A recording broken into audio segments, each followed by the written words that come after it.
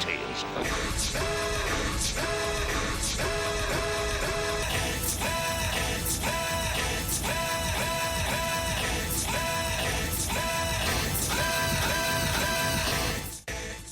I'm Jeremy Greer.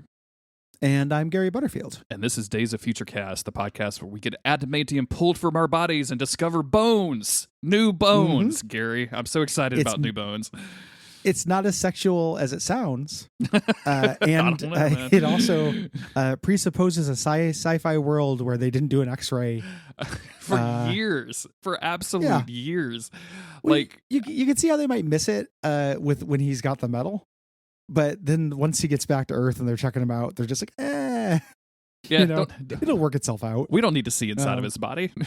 No. That's not important for health. That's not. He seems fine. He'll walk it off. Yeah, he's smoking cigars. That seems fine. Yeah. All is well. This is the issue where he quits. Yeah. So important issue, true believers. It is. I'm excited to talk about this one. Before we get into the last two issues of Fatal Attractions, as well as a brief mention of the epilogue story, I do want to mention we're going to be taking a break on the podcast for a little while, not for a super long length of time, but both Gary and I have some life stuff coming up. It's going to be really difficult to schedule podcasts around, especially when Gary has a whole lot of other podcasts to record.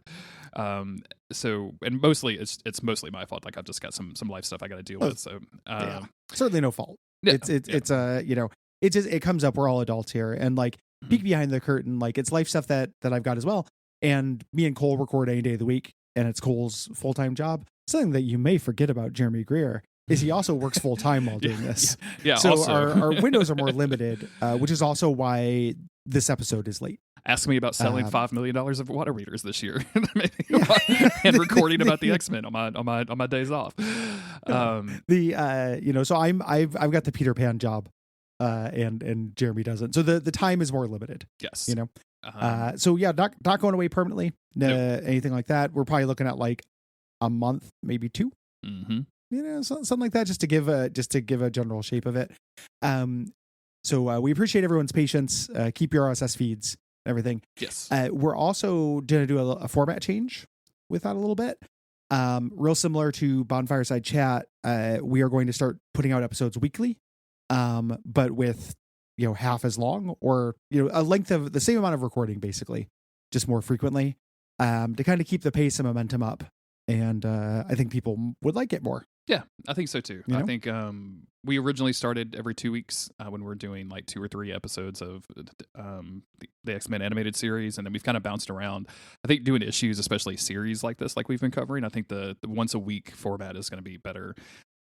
Episodes may be shorter or longer depending on that issue, just like episodes are every 2 weeks now, or shorter or longer depending on the issues that we cover. But I think you're going to get the same amount of content, and I know that's what people crave is content on the internet nowadays. Sweet content. Met it out a little bit, because I just speaking, for myself at the very least, like I like this show. I want more people to listen to it. I think that might help. Yes. I think people like a weekly podcast more than fortnightly podcast, even though those kids in their Fortnite. That's something I've heard. Wait, do you think we could sell emotes to this podcast? Can we in-app purchases to Days of Future Cast? Yeah, little Jeremy and Gary dancing emotes. What do you think? Is there a dancing emote in any video game that has emotes that would tempt you to buy it? Like, what do you think would be the dance? Whether there's like Dark Souls or like Fortnite, Elden Ring, what would it be? It would be the Chandler dance. From Dark Souls 1. I was thinking like a real dance, but okay, yeah. Okay. Like the Humpty dance. I don't know enough about dances. I played through the Dark Souls roguelike recently. Yeah. Mm-hmm. I saw you posted about that on Blue Sky. I did. I scooted it or whatever. I finally beat that, and they add random effects to all the weapons and stuff. So I had a sword, and it was just a big strong sword, but my R2. I did the full Chandler dance, and then the smallest lightning bolt you've ever seen in your life went straight ahead of me and did no damage. Like no other effect. It was such a funny attack. Like, I've said it before. I am the only reason I'm ever jealous of PC gaming is for Dark Souls mods. I'm just so I saw one that just like converted it, like the Firelink Shrine and like the first undead area of Undead Parish into like a Tony Hawk Pro Skater skateboarding thing with like grinds on the walkways and everything, and I was just like, I could be doing this, but I Mac and I don't PC. It is literally the best. It is the best argument for PC gaming is being able to mess around with that shit. Super good. So just to catch everybody up, brief hiatus on the podcast, brief break for life stuff. Coming back. I don't remember if we've decided what we're covering next, but when we cover it, it's going to be issue by issue, week by week, and you're going to get that sweet Gary and Jeremy juice every Saturday dripped directly into your ear holes. So take the juice. Times. Get the juice, everybody. Get the juice. The juice is loose. So we're wrapping up Fatal Attractions. This is the storyline about Magneto coming back. Magneto taking all of the mutants up to his private asteroid. Initially, depending on the writer, saying he just wants to live up there in peace, or he wants to get revenge on the flat scans. And in retaliation for putting up a satellite network for defense, he killed untold numbers of people by wiping out the entire electricity, EMP for the entire Earth. So Charles Xavier went up there with his team and mind wiped him, but not before Wolverine had all of his adamantium sucked out. Yep. And we're going to pick it up in Wolverine number 75. A new mystery begins as a life hangs in the balance, with a cover that just looks like a very feral Wolverine, full red-eyed, like bushy hair, with a bunch of flesh spikes coming out of him. This is I like this cover a lot. I just want to say, like, the art in this issue, I think, is really, really over the top and exaggerated, and I don't remember a lot of like these Wolverine issues. I was collecting it back in the day. I just don't have a lot of like up close and personal like knowledge of it nowadays. But I think it really, really works for what happens in this issue. Like all of the like going into Wolverine's mind stuff is so good. Like all of this stuff is really interesting. Yeah, this is Adam Kubert, who is like a legendary X-Men artist. Even though I think some other artists get in there. They're not listed, but there's a couple things where it just definitively looks like somebody else's style to me during some of these dream sequences. This is written by Larry Hama, who wrote Wolverine for a very, very long time, wrote the Weapon X mini, I believe, the original one, and got his start doing G.I. Joe comics. Interesting. And Larry Hama is an interesting writer, I think, because I like him when has an internal monologue, which is something I usually don't like. Like, he's really good at Wolverine just kind of doing an internal monologue. Every other X-Men in this, it's they kind of act like he was handed an index card with one word on it. Like Gambit French, Jean Grey woman. Like the characterization of Jean Grey in this issue really bugs me. Yeah, whereas I like a lot of the visuals and some of the prose. Just Jean Grey being a panicky idiot really bugs me. It's also one of those situations where like we spend a lot of time in space and getting from space to Earth, and I feel like it's really well written in terms of like a sci-fi scared for your life trying to get back to Earth, like your spaceship falling apart thing. But it is a lot of like really long, not even like sci-fi, but just techno babble stuff of people just being like, the shields in item 4 are draining, you need to redirect the power supply to the hot knots on the west side, and Gambit being like, for sure, all sure, this will get bourré flambe. Like, Gambit, not now. There is a lot of that. Like, it is a good action comic in terms of like a medical drama. And a bunch of the visual shit that happens is really cool and trippy. Yeah.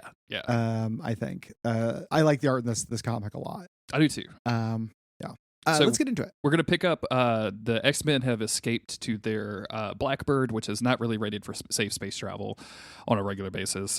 They've got Wolverine in a medibay, which is basically just like keeping him alive at the moment. But of course, since Xavier and Jean are in the room, like it's not just enough to heal his body. We got to heal his mind as well. Xavier keeps insisting that if we don't heal his mind, he's not going to survive, which is, I don't know, very funny to me. I don't know why. Like you're having bad dreams and it's going to affect your spleen or something. Like it's just a bummer. He's got to at least be like calmed down a little bit, because the trauma is more than Wolverine's ever dealt with. Yes. I don't know what it'd be like to have your skeleton sucked out, but I imagine it doesn't rock. Then you need to meet your mom. No, I'm kidding. I'm sorry. Yes. Ice-T tweet where it's like, when you nut and it feels so strong that every bone in your body left out through your hole, and all you can do is go to sleep in 2 minutes. Yes, like perfect. Like, yes, all right, man. Even a lot of dudes think real hard about the way that stuff makes them feel sometimes, in ways that maybe they shouldn't express publicly. To articulate a nut. To articulate a nut. You should have played Xavier Beast and Ask Beast. Go into the mind realm yes. here to do this. And this is the beginning of the frustrating thing between them, where Professor Xavier knows what's going on, but Jean Grey's an idiot. So she's just constantly asking, like, what are these things, Professor? Like, she's never done this before, and she's a kid. We have to, like, so they go in and they see this really awesome, like, surreal scene. Wolverine is tied to the crucifix that they put him on, that the Reavers put him on in Australia. There are fish and melting clocks while Lady Deathstrike and Sabretooth slash at him. I love his leg getting chopped up like pieces of bologna, and they're clocks. Yeah. Inside it. Like, it's really cool shit. And Jean's like, we have to get rid of all these phantoms. No, Jean, you know better than that. We're inside his brain, you idiot. We don't just do whatever we want. It's real frustrating to like make it so like I need Jean's help to do this, and then to have to tell Jean what to do throughout the entire time. Like, it's just really obnoxious. And I know they're doing this to like explain to the reader, to me, of like how we're going to fix his mind. But like, just have Xavier in there monologuing to himself, right? Yes. Like, I don't. Or Xavier talking to a phantom version of Wolverine. Sure, that's seeing all this happen. Or like Jean Grey got knocked out, he has to take Gambit in. And Gambit is just like, how did Gambit get teleported? What happened? Gambit no longer on ship. Did Gambit go to sleep? And no, you idiot. I cannot stop explaining the psychic plane to you. And then while Wolverine flatlines. Did Gambit get shrunk down to the size of a peanut again, Mashari? Did Gambit get the Pym particle? Is that what Gambit got the Pym again?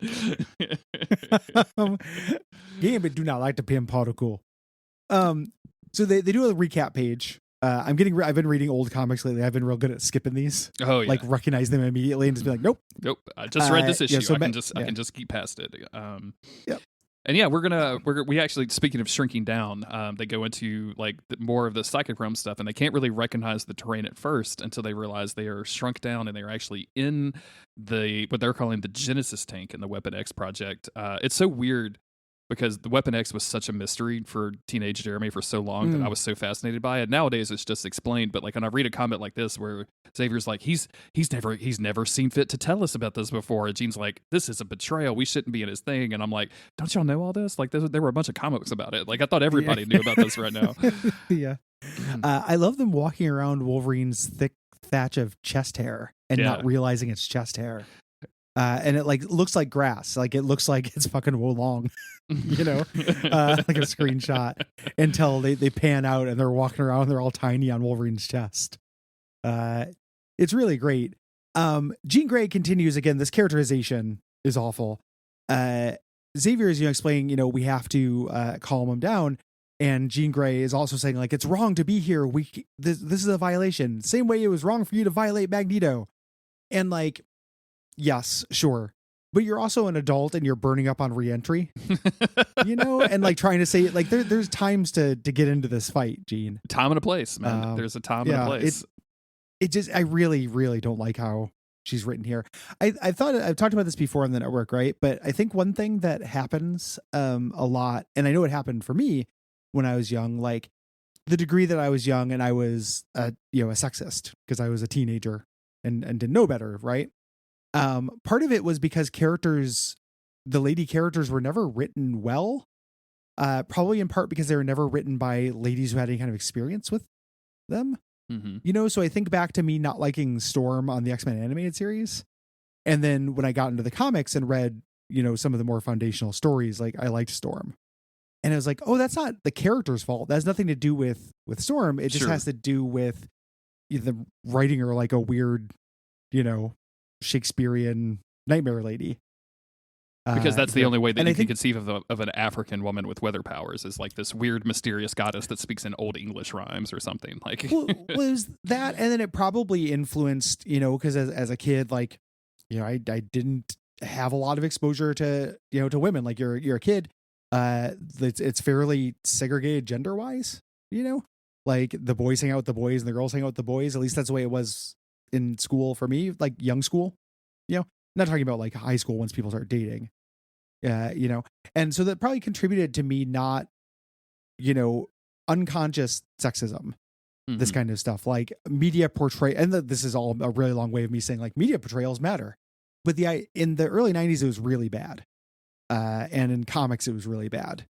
Like a lot of the female characters who were in mediums that I would look at were just there to be dumb helpers and ask questions.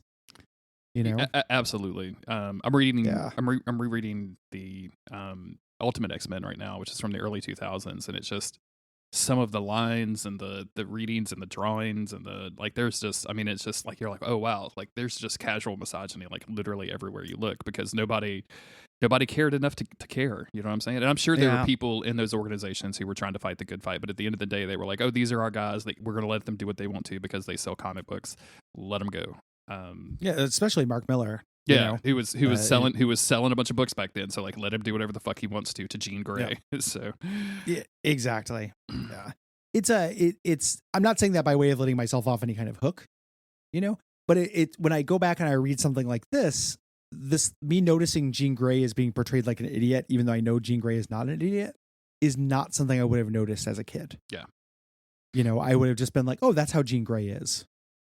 I wouldn't have given her the benefit of the doubt or realized that this is written through a lens, that was Larry Hama, Super Macho Man Larry Hama, wanting this function for Jean Grey. So yeah, I don't know. Just something I was thinking about with this. So we go from Wolverine's mind back into the main cabin of the spaceship where shit is falling apart. As Gambit says, we up dat creek, mon ami, which means we are up dat creek.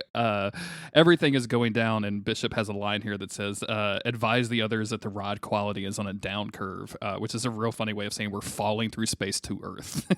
Yes, it's nothing, re-entry. Nothing is going good. I love Jean Grey down curve. You mean it's going to get worse? Yes. No, Jean. It's going to get better, Jean. Thank you. Yeah. The immediate impact of this is so. Why is this funny? As they're shaking the cabin because they're entering the atmosphere, things start flying around, and it sends this medibay that Wolverine is in flying into a wall, and it hits him so hard he just wakes up and starts screaming. Yeah, like, and I gotta say, being trapped in a space tube with Wolverine like wounded and screaming is probably my least favorite way to die. Like it'd be on the bottom of my list.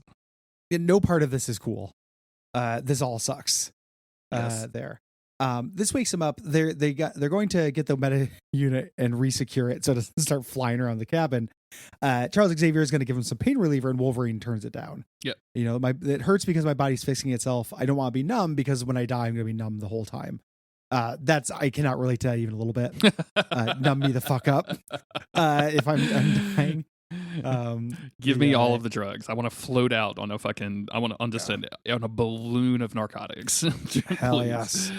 Unfortunately, Wolverine's healing factor is a little bit overloaded. So we have these panels of him, like his hands healing up to a certain point, and then the wound just starting to reopen again because he has a constant tissue degradation.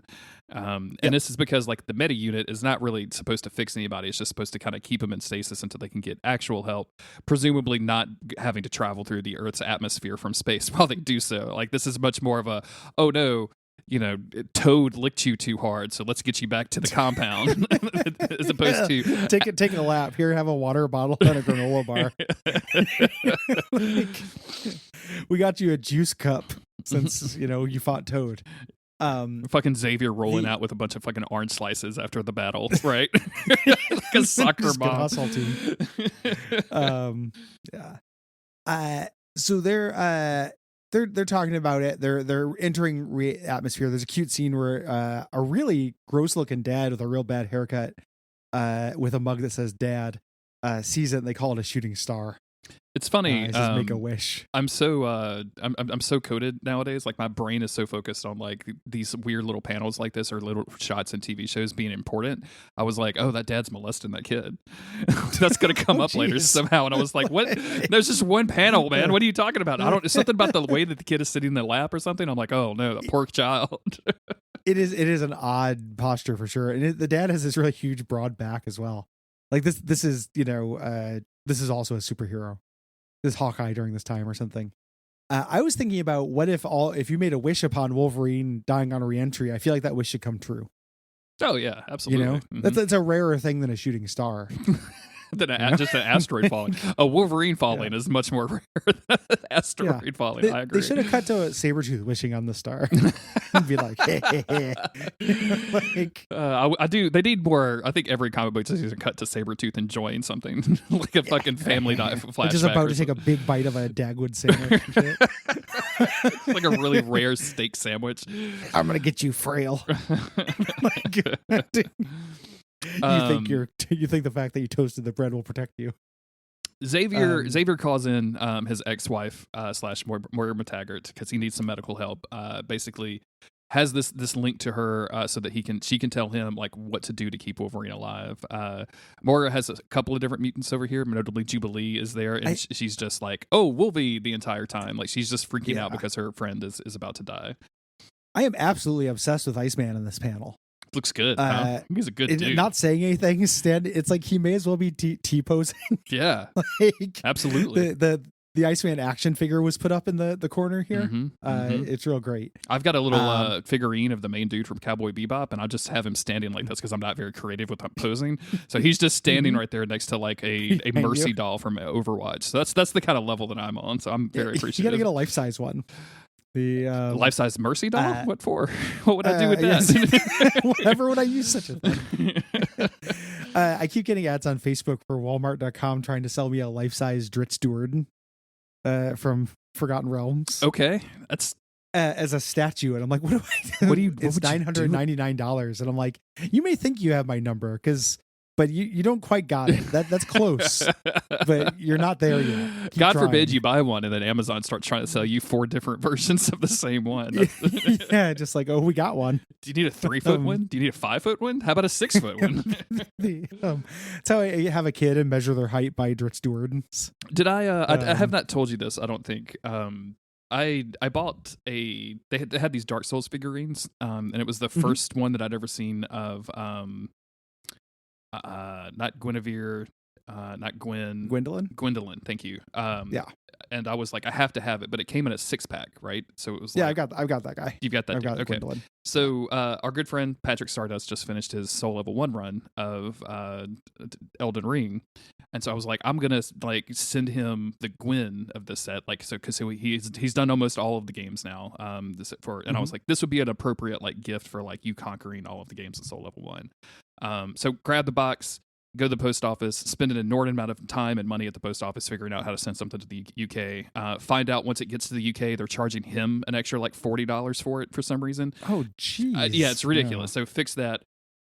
Extremely happy. The tracking is updated. He's like, I'm going to get it Monday. I'm going to open it at the shop. I can't wait to see what this is. So he opens it up, and it turns out that even though the box has a picture of Gwen on it, it was actually the Guinevere. So he opens up the giant anime titty girl in front of his shop, which is his mom and dad and sister. So now I got this gift from the Americas. Yeah. My friend Jeremy sent me the giant anime titty girl.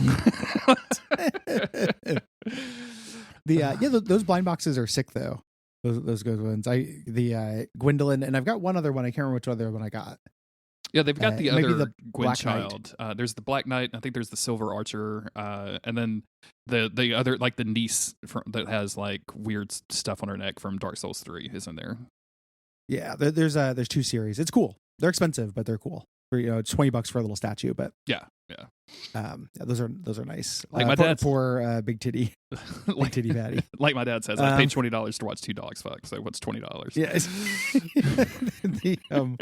So we go back. Things are just going worse and worse. Yes. They're re-entering. They're activating their blast shields. Which are barely working. Gambit. What do we have on the engineering console?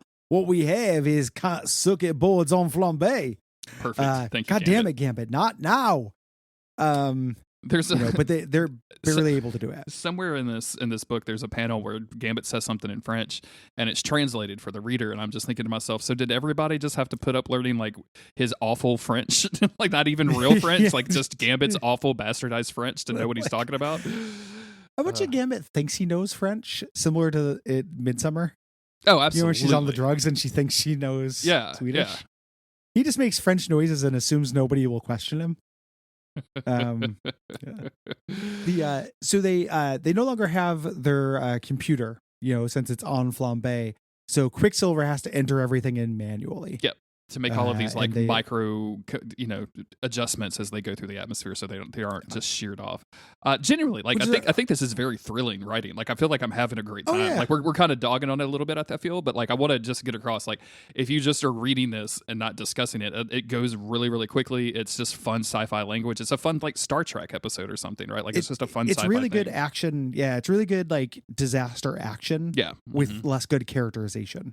Is how I think about it. And this is a Larry Hama. This, knowing about these microaggressions and using this lingo is a Larry Hama thing. He, came from G.I. Joe. So like all of this technical, military knowledge stuff is part of his voice. Also, right? I'm not saying this to underline a mistake, but I just think it's really funny that you said microaggressions because instead of like micro adjustments, because I just pictured like all of the G.I. Joes being like, man, that dude fucking sucks. Like let's steal his socks or something. Like, oh, did you went on a basketball scholarship, right? Oh, why do I keep forgetting you didn't do that? Are you still growing? Are you you're still getting taller, right? Like this isn't the final. Yeah. Okay, just checking. Just checking in.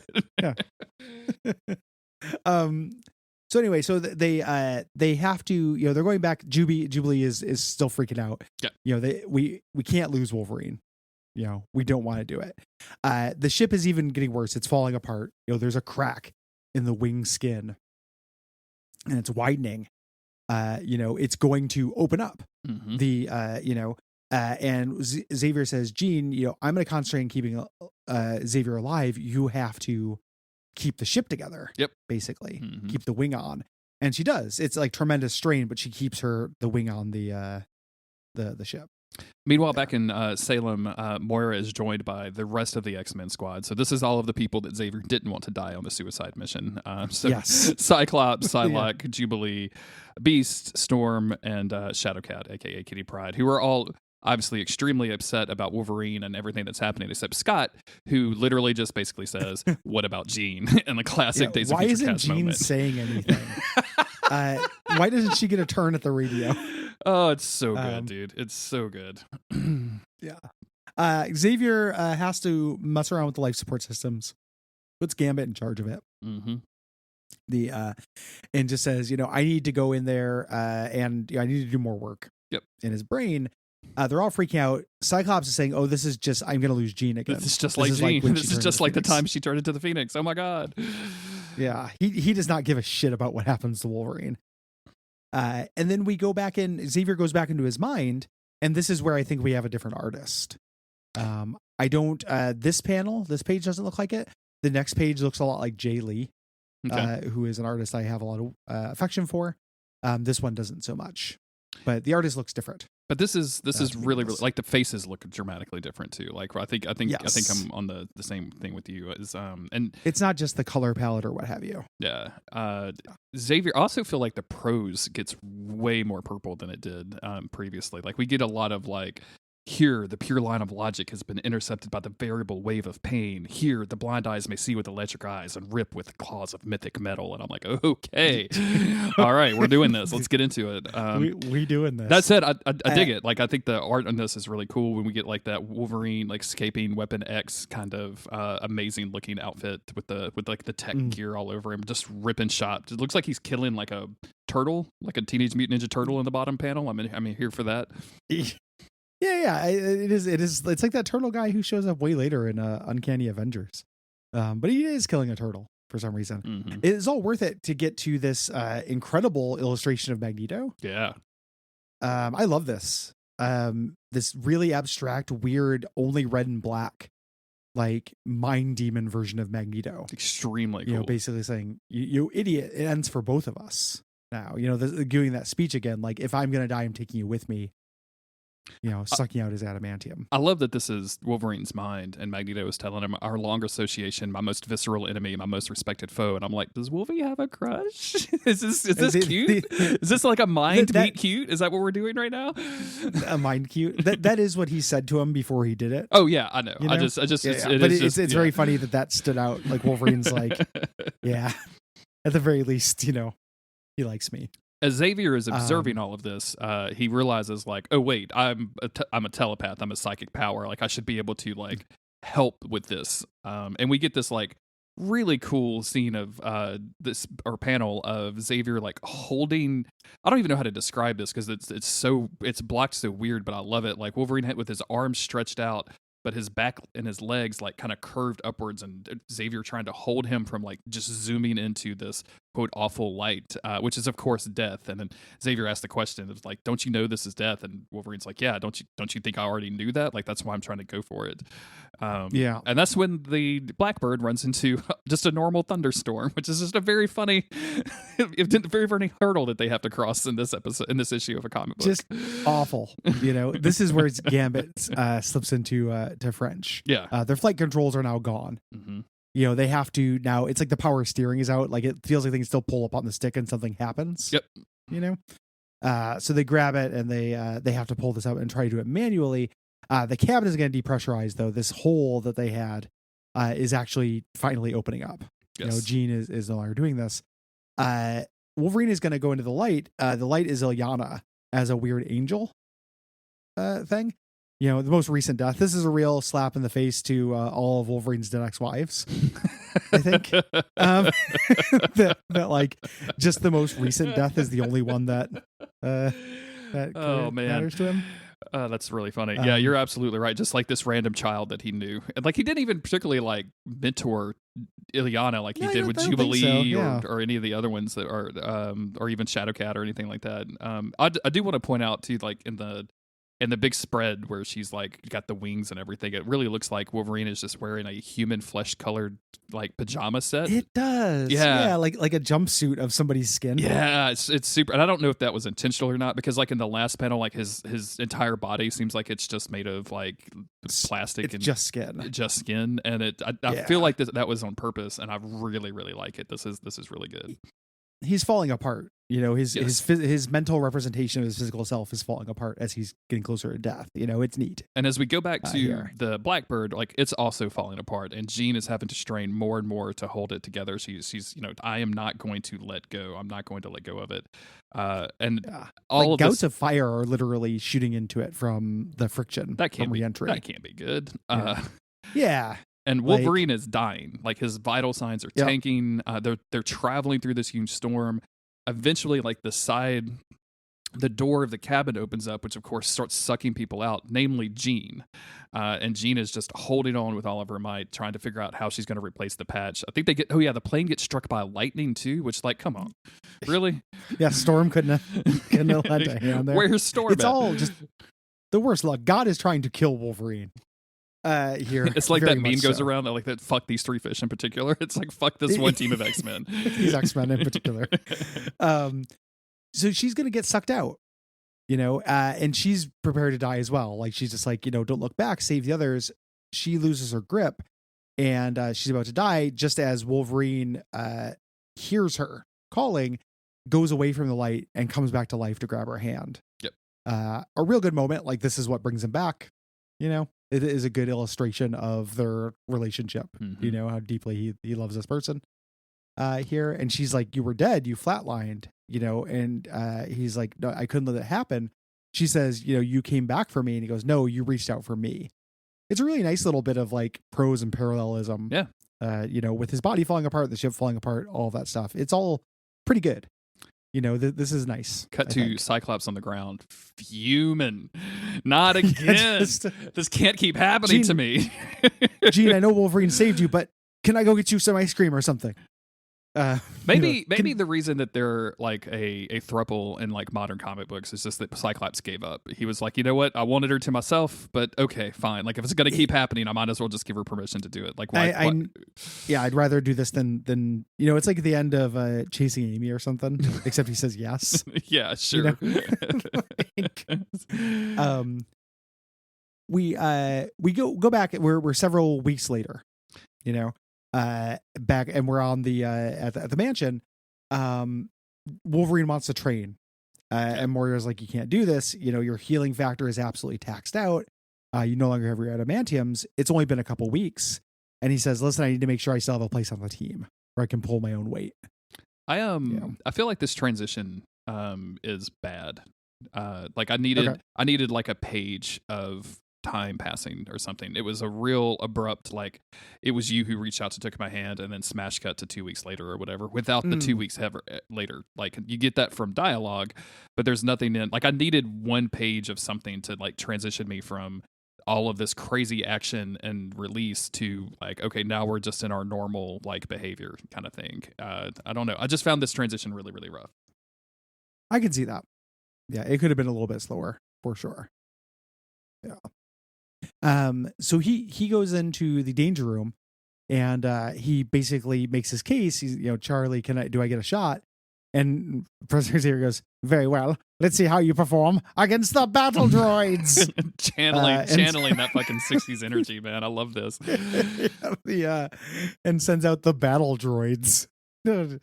What's the difference between a battle droid that Xavier makes and a Sentinel? Like, what do we like? What's the like? It seems like they have the same thing. Like they do the same thing. Like they're trying to kill the mutants, right? Like I don't.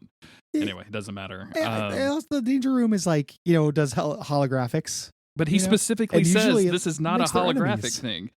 These are not interactive holograms like the one your teammates were just sparring with. Like he goes out of his way to say this shit can kill you. Like why do you have these robots? He better watch out. They're going to grow breasts and be angry in like 10 years. Like that's what happens. You want danger? Yeah, this is how you get danger. This is how you get danger. Battle droids. And he's like 2 battle droids. This is no problem. Yeah. And he starts fighting him, and everyone's noticing that he's kind of dogging it. Mm-hmm. He's scared. He has to actually experience, and he gets his ass kicked. Yep. Here. The whole team is like, hey, like maybe we should pull him out of there. And Xavier's like, no. He has to experience this for himself. And I'm like, oh God, Xavier. Sometimes you just channel a weird dude, and I just don't like it. You're such a dick. Wolverine eventually, like, he gets slammed against a wall, and he gets so mad that he's like, I may be down, but I'm not out, and I'm still the best at what I do. And we see this like shuck sound effect, and then everybody freaks out because Wolverine has spawned bone claws from his hands. And we get this great shot of him just on his knees, his head back, yelling because apparently it hurts really, really bad. It hurts every time. And his claws coming out of his hands. And this is, oh my God, like the first time we've ever seen this. Like who knew that he had bone claws?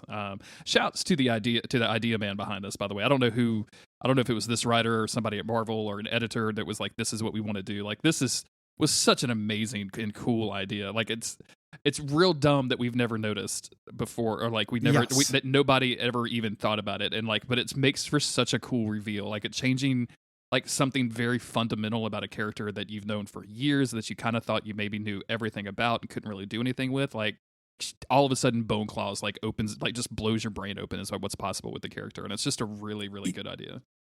It was amazing. Like when you first read it.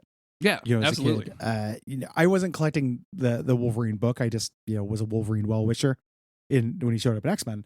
And I remember after this was shortly after this is when I kind of got out of comics because, well, there's Age of Apocalypse, which I really loved, but then we get into Onslaught, like Maximum Security, Onslaught, Operation Zero Tolerance. Like that zone is when I kind of ducked out.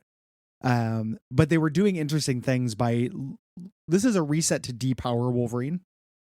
Ultimately, but it's a really clever way of doing it. It's not just like, he needs to be less powerful. His scope has gotten out of control. Let's just have it happen. Yeah. It's like, no, what is a thing that can make him less powerful? Well, we can tax his healing factors so he can no longer like regenerate from a drop of blood, bullshit like that. And then what if his claws weren't indestructible? Yeah. Like what if he had these things and like, yeah, they hurt, but he's not slicing apart Sentinels with them. Exactly. And removing the adamantium from his bones, like all of a sudden that kind of resets his healing factor as well. Because he couldn't break his bones before, and now you definitely can, and he may heal from that, but it's going to take him a lot longer. And that's just a really cool idea for a deep power. Like, again, I feel like this makes the character more interesting, right? Like that's the best thing you can hope for in one of these situations. Yes. I think it is very cool. Yeah. And also cannot understate how mind-blowing it was at the time. Yeah, absolutely. We do another cut.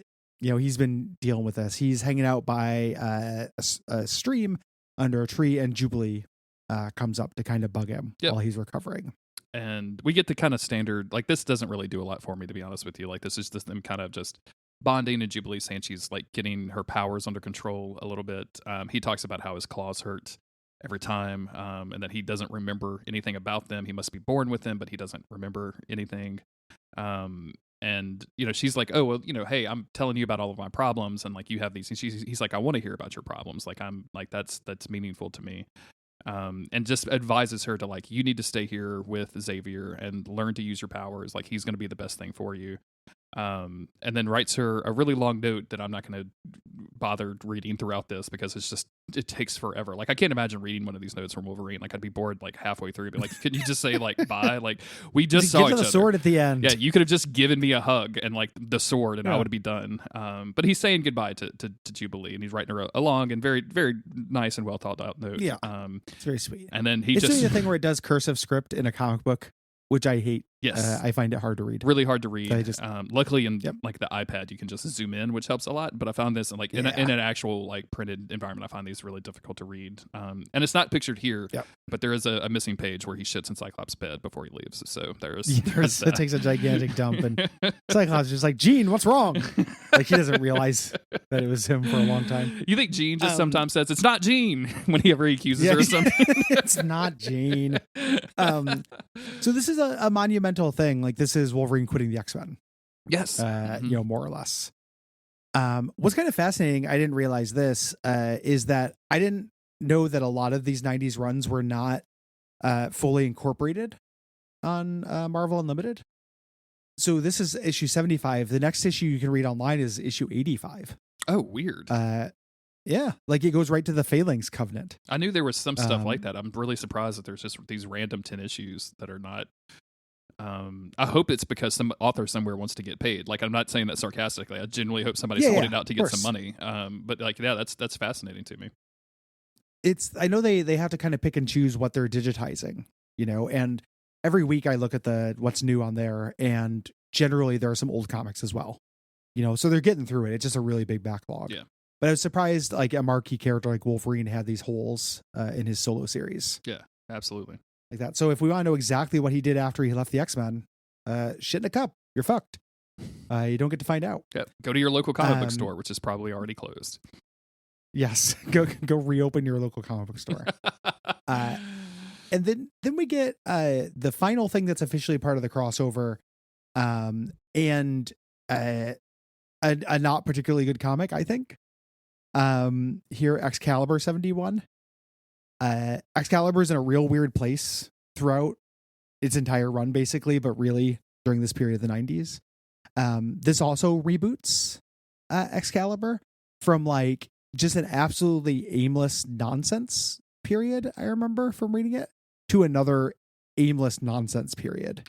Yeah, at the end of this, like at the end of this book, Nightcrawler is like, oh, we're going to stay with Moira McTaggart, and because we were able to help Colossus and not fight him, that's what we want to do more of, which is an admirable goal. But you also fought Colossus. Like you guys like literally brought him in there against his will, and I don't really. I've always not particularly enjoyed Excalibur. Like even when, as much as I like Nightcrawler and Shadowcat, as much as I like the Phoenix character Rachel Summers, like there was always something. They always did shit that I just didn't particularly. Well, they don't have a purpose, like in the early ones with Captain Britain and shit. The idea was these are the goofy ones where they go on cross time keepers and shit, and they got an array of like weirdo dorks who join them. Yeah. Like if you want the lowest cards in the X-Men deck, they joined Excalibur at some point. God, when they do the check-in towards the end of this book. Yes. Oh my God. I was like, who are these nerds? Like, this is horrible. I remember these nerds, man. I read comics with Theron.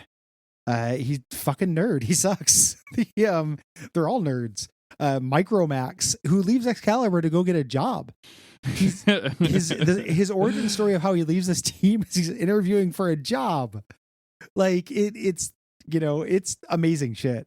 And this whole idea of them being like, we're going to become the helpful team, the three of us, doesn't really work because it's also still a superhero comic. So all these things are going to involve fights.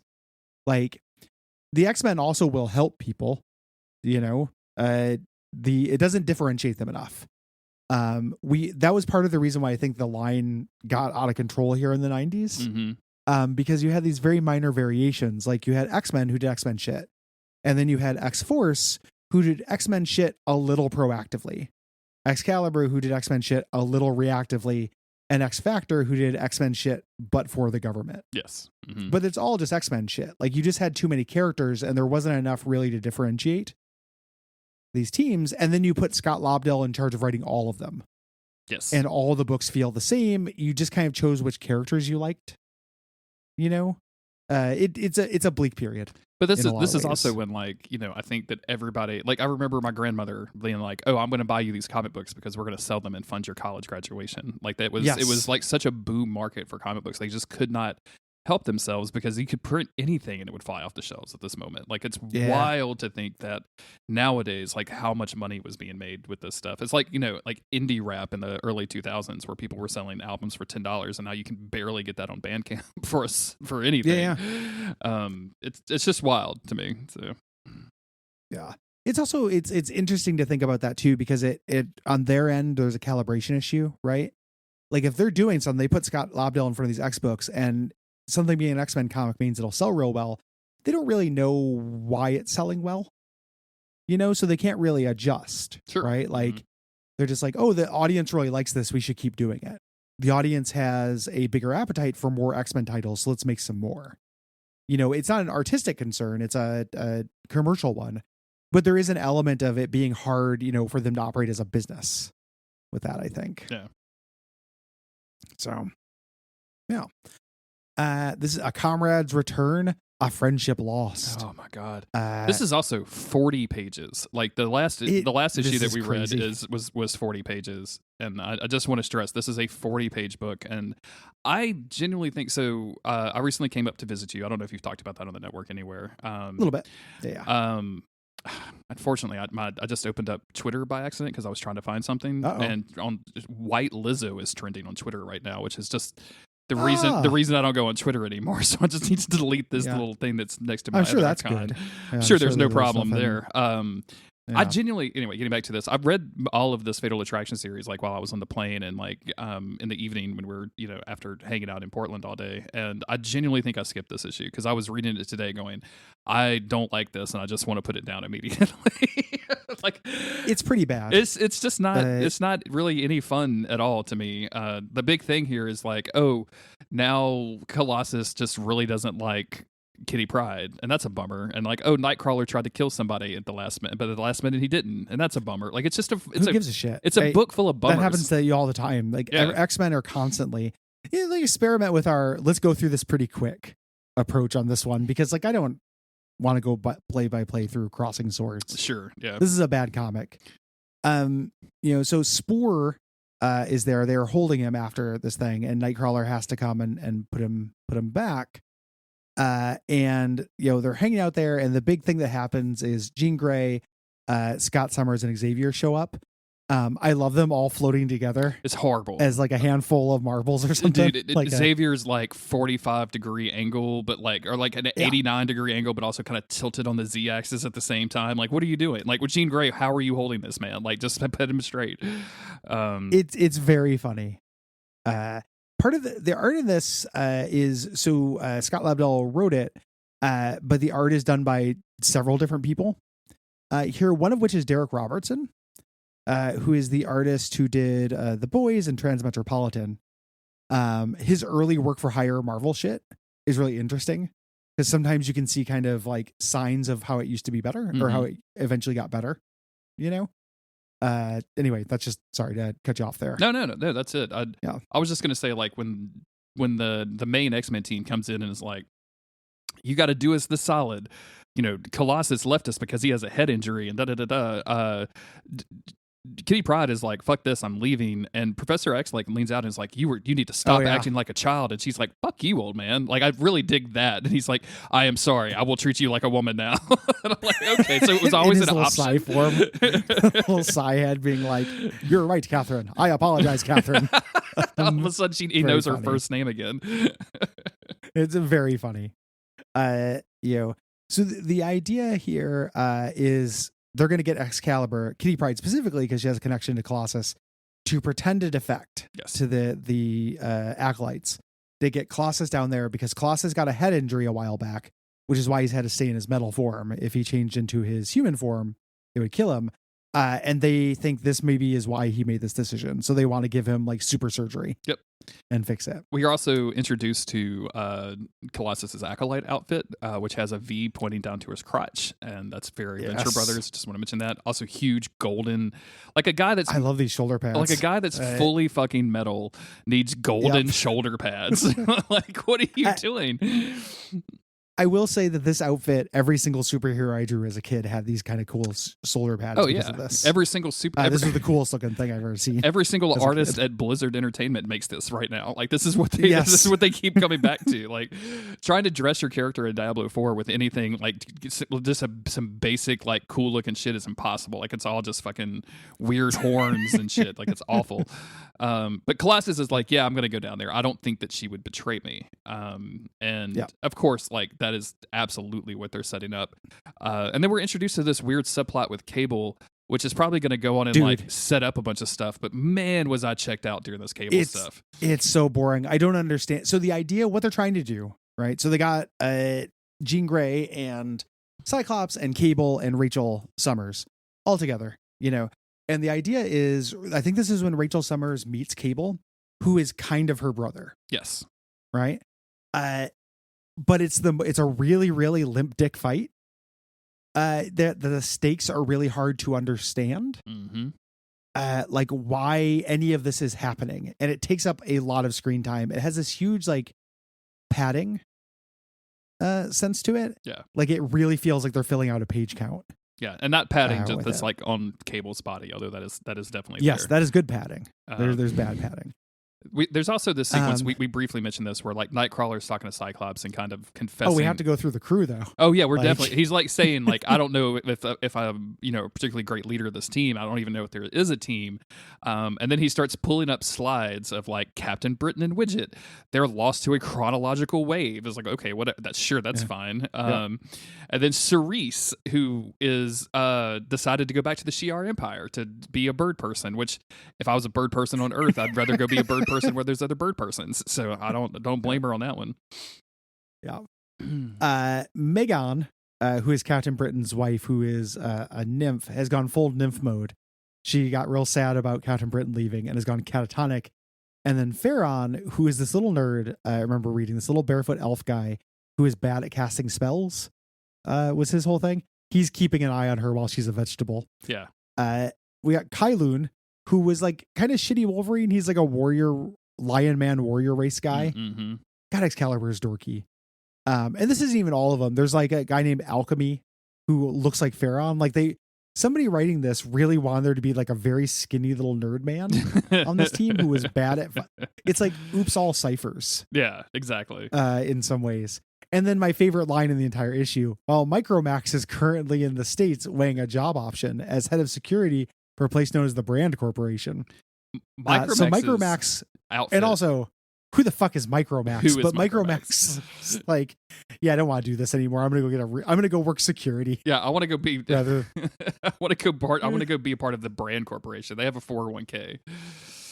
Micromax is such an obscure character that when you search Micromax, you get Micromax, the latest smartphones by Micromax. Yeah, I just did that by Micromax Informatics. If you look up the Marvel database, one of his aliases is Micro Jerk.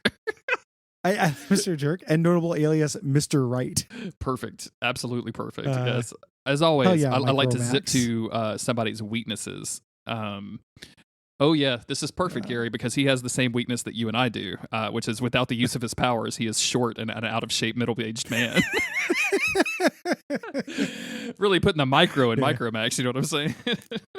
He changes his increases, decreases, or redistributes his body mass, so he can shrink and he can grow. But he also does it with his mass. Sure. Changes it. He is a good unarmed combatant and has been trained by the F-16. His costume is made of unstable molecules, of course, and has a sound system in it. Fascinating. Oh, he's got kickers in the outfit, man. Come on. In 2014, Entertainment Weekly ranked Micromax as 80th on their Let's Rank Every X-Men Ever list. Oh, I am. Why? What? Fascinating. Who was 81 and over? Like who? Yeah, who gets worse? You don't get worse than Micromax, man. Yeah. Anywho, Micromax decided fuck Excalibur. I'm sick of being a superhero. And Kurt's taking this bad. You know. And Cyclops is giving him a pep talk. I'm sorry. One last line. Yeah. He later moved to the mutant-only nation of Krakoa, where he was a candidate to become an X-Men. Never gave him official title. Nope, not at all. Yeah, so Nightcrawler is a little bit sad about this whole thing going on, and like you mentioned, like this is going to be a reboot moment, so that makes sense. Rachel Summers is outside, just hanging out, kind of thinking like, I am so weird around these people that look like my parents, but they aren't actually my parents. When Jean Grey shows up, and they have a nice moment together, and they're like, and she's kind of confesses to Rachel that like, oh hey, like there may be another you on the way soon. And she's like, wait a minute, you might be born soon. This is the first hint about the wedding of Cyclops and Jean Grey, which is a big X-Men event that comes up. Also a big time, since like presumably this is Cyclops losing his virginity, right? Like this is a huge thing. Oh, absolutely, man, the absolute first nut. the true first optic blast. Do you think he's concerned? He's like, oh, I might need. You think he goes to Xavier's like, I need a ruby quartz condom just in case. I just don't want to. I just don't want to damage her. I heard about Peter Parker's sperm giving everybody cancer, so I just want to make sure that I don't give it her optic blast with my gun. Cyclops is the kind of guy who, like, even if they're trying to have a baby, probably wears a condom just in case. Oh man! Like even if he wants the baby, and why? He's just like, well, I just thought I'd be safe, Gene. He just wants the baby to be a baby. Like he's relying on the baby's desire to be a thing. Yeah. So they're out there. They're talking about that when Xavier pings them and says, "Hey, it's time. Yep. You know, let's go punch Colossus until he gets surgery." And Colossus shows up. This is a big moment. It's really difficult for me to deal with Colossus and Kitty, like as a modern reader of X-Men, just knowing the age difference. I really have to struggle to put that out of my mind, because she's like, I was a 14-year-old girl in love with a man and all this other kind of stuff. And I'm like, oof, he was not that. Yeah. And that's a little weird.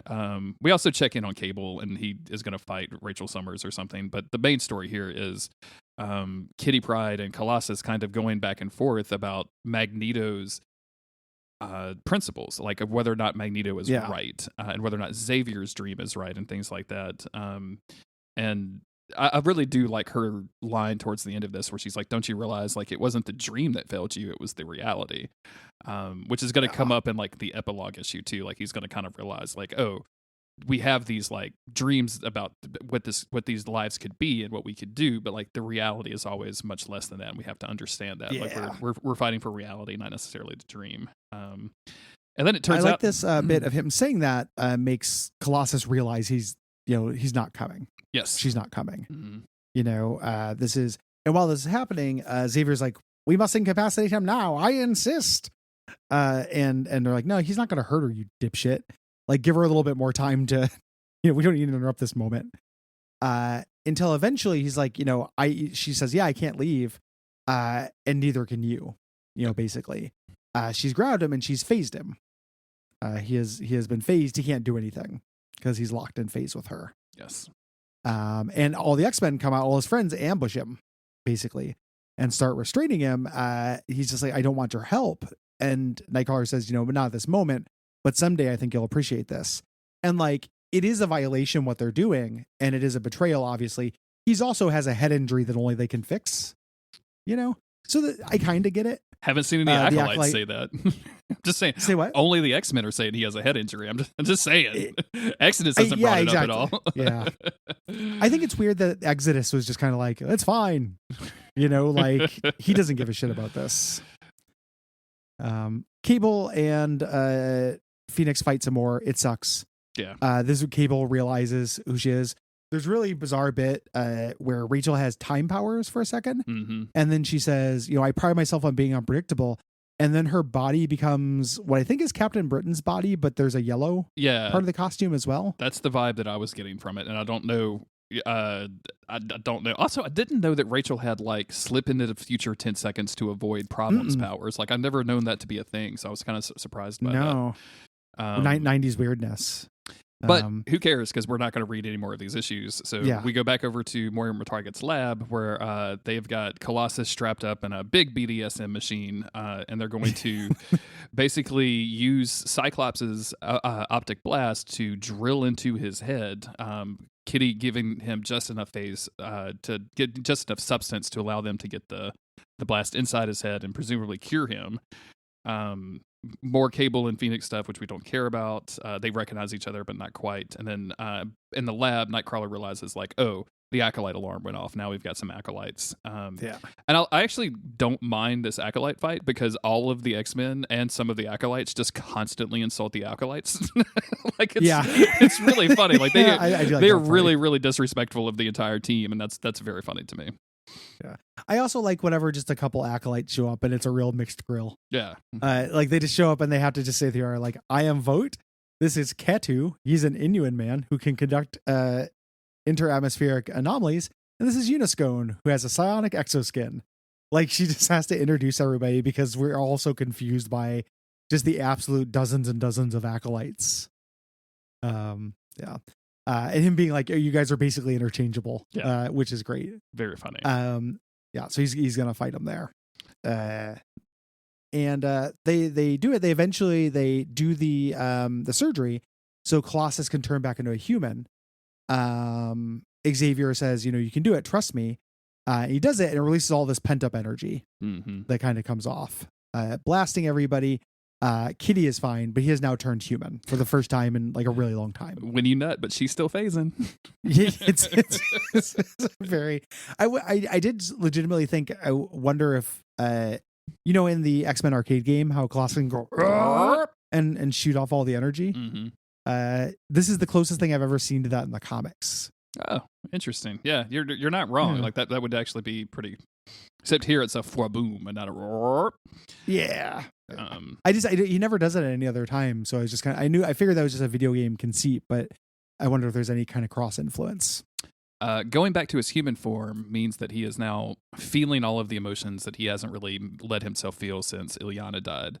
And he, of course, blames himself for her dying, even though it was a legacy virus. Like he says, like, I should have been there. Like I was off doing X-Men shit instead of taking care of the last member of my family. Right. So like, it's a genuinely, I think, emotional moment. And like, I'm really kind of getting into this Colossus line and, is not worth the 38 pages to get here. It's not worth, but it is good. And Kitty supports this, right? She's like, you were there in every thought, like you were there with her. You were there in every way that truly mattered. And he's just like in the fetal position crying in her arms. Yeah. And then meanwhile, like we're just spanking the acolytes outside. I love they cannot do dick. Cyclops is one of these days, Katu, I look forward to seeing you actually use your mutant power, but not today. It's so good. That's great. That's very funny. It's like very like pretty good commentary on these jabronis that show up, say their power, and then get punched and fall down. The acolytes are saying, hey, Colossus came here of goodwill. Like it's pretty shitty of you to do this. And Colossus comes out and he's like, I agree. I'm actually going to come back. Like I'm going to return to Avalon. I kept my word to Exodus. But I want you to know I'm doing it because of my own free will now. I want to try to convince you that Magneto didn't stand for death and, all your dumb acolyte shit. Yeah. Also, I have no head injury now. And they're like, cool, let's do it. And he Colossus says, Xavier, I now understand, I don't blame you for my sister's death anymore. So at the funeral he did, he's like, this isn't your fault. I don't think you get it though, and I don't think you've done everything you can do to help us. Like you found me. I was, an atheist. I was raised to serve the state. I, for better or worse, you're the one who made me believe in something, and I can never return to my belief in nothing. So I'll be grateful, but you haven't done enough. I'm still sticking by this plan. He calls I guess it just means Mister. Keeps saying Godspoden. And I just had to search it, and it means it just means Mister, but also it's spelled incorrectly, which is very funny. Because if it has the D in it, then it's like Croatian or Turkish, maybe. And then it just means the same word, like it doesn't actually have a meaning. He's using the same Duolingo app that Gambit invented to teach himself French. So, yeah. Oh, Duo, we need to talk. Yeah. Kitty and him have a very kind of sweet moment where he's like about to speak, and she just kisses him instead. He transforms into Colossus and jets back out to the acolytes. And then, we finish this with Nightcrawler being like, oh yeah, we're just going to stay here and we're in McTaggart space. They've got super good internet and Wi-Fi and great snacks. So we need to, we're just going to hang here again. And that's pretty much it. He has a whole speech about the global makeup of the acolytes alone should tell us that mutants are there, and I've never heard Xavier's message. And I'm like, okay, man, I'm not really here for it. The idea of going to other countries and being like, this is kind of what Excalibur always tried to do, and it just never ended up quite working. Yeah, as a thing, and there's never a great writer for it. Eventually, like Pete Wisdom shows up because early Warren Ellis stuff, and that gets a little bit more direction. But it's him kind of just doing the comic he wanted to do anyway. And we see them, the three of them, the 3-person team. I like the idea of a 3-person X-Men team. I do too, quite a bit. Mm-hmm. And this is a cool cast. It would just need a better writer over the ashes of all their dead dorks who are gone. Yeah. Poor Micromax. And this is a big new moment for Excalibur. The next issue, Sienna Blaze versus the new Excalibur. So they're really hitting it out of the park on this. And however, you cannot read that issue. The next one it goes to is 78, where Douglock comes back. Okay. Yeah. The little issue, the little splash screen at the very last page. I didn't see it before until you mentioned. I didn't know it was the artist that did Transmet, and all of these guys have the smile from Transmet. Oh yeah. Like if you hadn't mentioned it, I would not have picked up on it. But as soon as I looked at this the second time, I was like, oh, that's the guy. Mm. Yeah, that's the guy he was worried about. And then we got a much worse dude. So yeah, it's also they don't really commit to this for very long because I just switched to the next issue to kind of look at it. That they have it's 3 issues later, and Megan's back. Oh, from Excalibur. There you go. At the very least, everything is basically just they're slowly resetting, and then again, Douglock shows up, or Warlock. Captain Britain's back though. They basically just kind of walk this back pretty quick. There's one other issue that's sometimes considered part of the storyline. We're not going to cover it in full. I just want to talk about it for a second, which is Uncanny X-Men 315. This was for a long time when I was a kid. I loved this comic so much. Really? This was really cool to me. The idea of doing a courtroom drama in this, I didn't read anything like this before. As a kid, and I was already very invested in Colossus's story, like what he was going to do to try to kind of reform the acolytes from the inside. And this is a little bit the climax of that storyline. A little bit. Where way back in and then this is also a sequel to Uncanny X-Men 300, which is one of the few comics I had before I started collecting regularly. So I read it over and over and over. Okay. So this is the one where this neophyte guy, who was one of the acolytes who betrayed them, is getting his trial on Avalon. Yeah, I think reading it, because the Marvel Unlimited app considers this the epilogue. That's how it's listed in the arc of the whole series of the crossover event. It is an interesting epilogue, and I think that's an interesting concept. I just feel like, for the most part, so to set it up, Neophyte is on trial. One of the Amelia Vaught is the kind of prosecutor. Exodus is going to preside over this to basically interface with a otherwise completely mute and silent and non-moving Magneto because he's had his brain wiped. And Colossus is defending Neophyte, so it's a courtroom setup. It ends up being a lot of is Magneto right? Is Xavier right? Do we trust Colossus? Do we not trust Colossus? What side is Neophyte on? We should just kill him, that kind of thing. It goes back and forth a lot. And I read this when I read it properly, and then I kind of skimmed through it today to see what we wanted to talk about in it. I think there's some interesting stuff, and I feel like if you're following along this Colossus arc, it's really good, because he again kind of comes to that realization of like, oh shit, like I don't necessarily agree with anything that Magneto says. I just don't think that we should kill people in his name. Like, I agree with a lot of what he says, but not everything. And like, isn't thinking for oneself better than just blindly following like a person that you believe to be right? And I think that's all of that stuff is like relatively well done.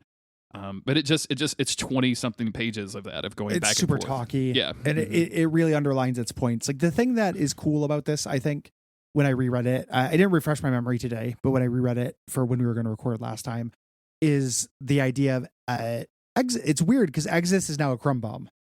Exodus kind of sucks now.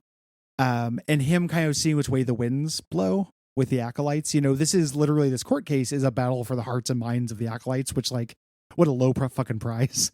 But he sees the acolytes come over to Colossus's side, and then eventually is like, you know, what I was going to say is Magneto is merciful. You know, he would have done this. And this whole idea of him like communing with Magneto when Magneto is just comatose in a chair, you know, and coming out and being like, I have talked to him, you know, and stuff like that. I think was neat, like a cool Wizard of Oz thing almost. Yes, yeah. I agree with that. Like, because it's definitely not true. Like, I think that's the thing that appeals to me, is like he's not actually talking to Magneto, because we know his brain is wiped, so he's kind of on his own. They really failed to make Exodus enough of an interesting character to really pull this off at the end. But I do dig it. Yeah. So that's kind of the cool bit. And then this is the first hint that Magneto might come back, because he has a little smile at the courtroom thing. So there's a little bit of Magneto still in there. Yeah. You know, is the idea. A comic I really, really liked, but it's hard to talk about because it is just making the same points back and forth. Over and over and over. I think it's probably a really talky comic used to be very novel to me. You know, like a comic that was a drama that wasn't a fight. Yeah. Used to feel very novel, and now it kind of gets on my nerves. You know, not always, but like I this kind of extremely verbose purple prose kind of thing is not what I want now. It's really wild to me that like modern comics have changed the way we look at comics, I think, because like they get so much done with so little dialogue, right? Like modern mainstream comics, like when I read, you know, current X-Men stuff, like there's so little dialogue, there's so little narration, and it's good. Like I dig that. And also like we slowly but surely transitioned there until like I think we just got so used to it that when we step back, we're like, holy crap, y'all are talking forever. Yes. Like they really felt the need to fill the panel. It's almost as if it's a visual medium. It's almost like it's a visual medium. You're right. Yeah. Yeah, good comic. I think overall this arc is pretty good, and I think it's obviously like not necessarily groundbreaking, but it's like foundational to some big X-Men stories. And I you know, if I was in another timeline, I'd be like, well, I wonder what happens to Magneto after this. But literally nothing. We don't ever have to ask that question because nothing happened. Don't worry about it, anybody. We don't have to go there. Yeah, I know it, but I'm working not to know it. Exactly. Yeah. I have never learned to think about Onslaught willingly. You're good, man. It's I promise you're good. This for the big 90s events that happened to the X in the mid 90s and onwards. My favorite is Age of Apocalypse, you know, which is why we cover that in its entirety, you know, and I enjoyed that had ups and downs, but like that kind of shit is very cool. This is, you know, that is the last one that's real good, I think. This is another one that's real good. After that, it's not just Onslaught, but like all of this, like Operation Zero Tolerance, shit with Nimrod and Bastion and stuff. Like the X-Men really lost their way. Yeah. For a long time. Joseph, Maggot, you know, Marrow on the team. Like it really got bad and dumb for a while. There's a reason that a lot of that stuff isn't collected on Marvel Unlimited. So this to me is a last gasp of kind of like, for a while, a competent X-Men. One of the last gasps of a competent X-Men crossover. Yeah. Like has a big impact, deals with their central philosophy, has repercussions that are not erased instantly. Like Wolverine doesn't get his claws back for like 5 years or something like that. You know, it takes a long time for him to get his medal back. Apocalypse has to do it. You know, of course, we're in the consequence zone. Yeah. And I always appreciate that. I love consequences. Don't get me wrong. Me too. Yeah. Me reaping or me sowing, smiley face. Me reaping, smiley face. Yes. Yes. Me sowing, Drake thumbs up. me reaping, Drake thumbs up. Yeah, so that's going to be it for this episode and the podcast for a little bit. Again, we're taking a break. You can listen to the beginning again if you want a reminder. Mm-hmm. We still appreciate you. We're not quitting. We will be back. Not at all. We still have to talk about. I still fucking read comics for fun. I read what is it? The old Avengers Under Siege arc. Yeah. Mm-hmm. You were texting me something about that. Mm-hmm. That's pretty fun. Like I like that comic. Apparently the thing that cool. fixes Marvel Unlimited on your iPad is just getting super fast internet. I used to fight with this app all the time, and then I got fiber, which was great, and then they quadrupled my speeds and dropped my price $20 because a competitor is going in. So now I have gigabit internet in the fucking country. You know, you've seen my house. Like, you know that I shouldn't have gigabit internet out here. This is ridiculous. There's no universe. Yeah. But it makes the Marvel Unlimited app fucking sing. So like I'm 40 issues deep into X-Men or Ultimate X-Men now. So yeah, it's fun. It's we still loving the X-Men and want to read them and talk about them. And we still have other stuff to talk about. Like there's some MCU catch up that we probably need to do at some point. Oh yeah, going to force you to watch Guardians of the Galaxy. Secret Invasion. Man, I feel bad. I had a friend online that started Guardians of the Galaxy with this kid, and just I guess as a warning to any of you that might be like, oh, I bet this is a fun comic book movie for kids. Like, don't show your 5-year-old Guardians of the Galaxy. That is basically I think it's a very strong PG-13, if not like a light R, with full of fucking body horror that is just, I think is incredible, but like also just like straight up some animal abuse and body horror that will probably fucking shake a child's foundations to the core. So careful out there, everybody. Comic books, they're not just for kids anymore. No, they're for cranky guys that are online constantly. So. They're for men to complain about. Yes, comic book movies. And we will continue. Cannot wait. Thank you everybody for listening. We appreciate it. If you want to support us directly, patreon.com/Duckfeed.tv is the place to do so. If you're listening to this and going like, oh, my Patreon thing is weird, I'm not subscribed to Duckfeed anymore, please check your payment settings. Patreon had a weird bug, and something happened. You may have to go and choose your payment method again, or go in and change your payment method to get it to work right. I don't know how bad y'all were hit, Gary. I know on the Monster of the Week Patreon, we lost a few people and then gained them right back, so that was fortunate, but it is a thing. So if you're listening to this, go check that out. So far it's been okay, good, in terms of weathering it. Usually we always have some turnover, some loss at the beginning of the month, and then they come back up. That's real normal. But we did an announcement and everything. It's good to get out here as well. It's good to know, just if check your stuff. I checked mine.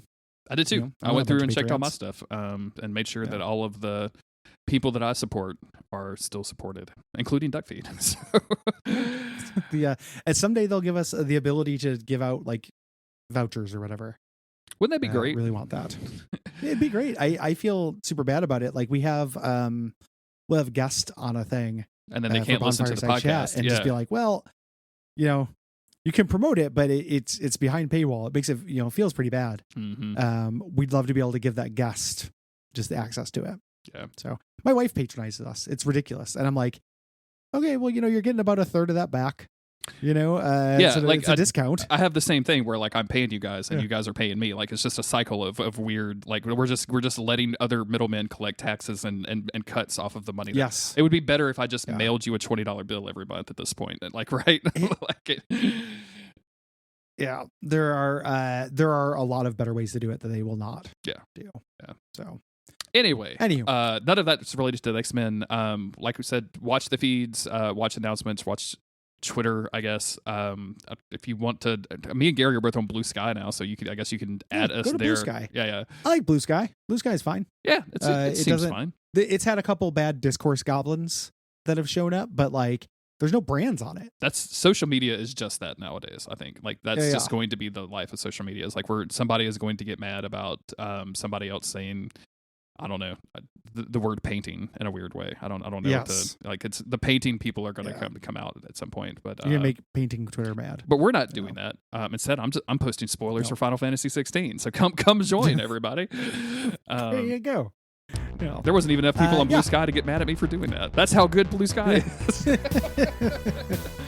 Yeah. We'll get back so soon, yeah, join us everybody. there. We appreciate you.